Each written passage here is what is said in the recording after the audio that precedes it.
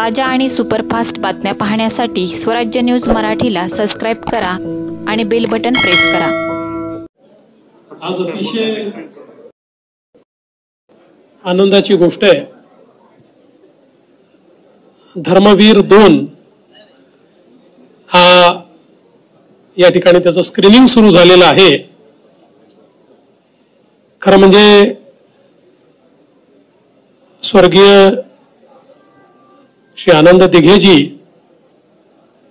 यांच्या प्रेरक जीवनावर धर्मवीर 1 हा आपण सगळ्यांनी बघितला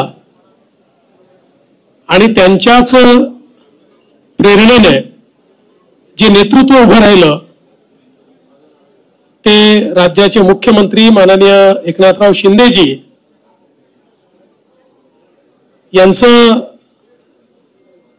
एक प्रकारे आयुष्य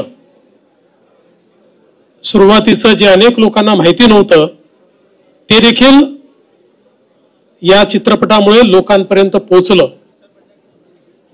आणि दरम्यानच्या काळात महाराष्ट्रामध्ये शिंदे साहेबांच्या नेतृत्वात एक राजकीय भूकंप झाला आणि त्यानंतर साहजिकच सगळ्यांची मागणी होती की धर्मवीर 2 आला पाहिजे।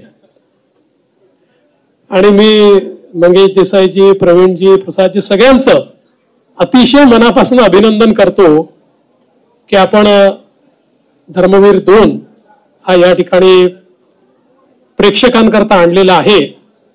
आणि मला विश्वास आहे की ज्या प्रकारे प्रेक्षकांनी धर्मवीर 1 हा डोक्यावर घेतला, लोकांना तो अतिशय आवडला।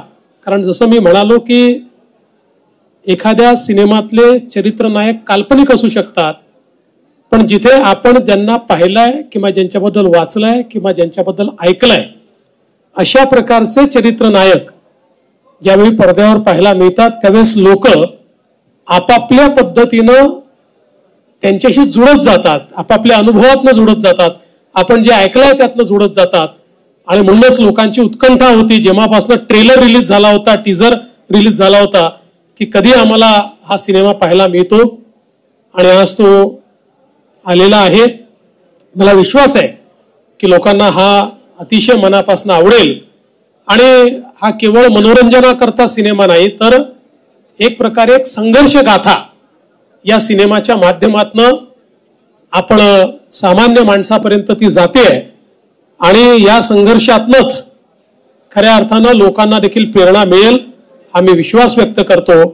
आणि धर्मवीर 2च्या संपूर्ण टीमचं अतिशय मनापासून या ठिकाणी अभिनंदन करतो, आपल्या सर्वांना शुभेच्छा देतो आणि माझं बोलणं संपवतो। धन्यवाद।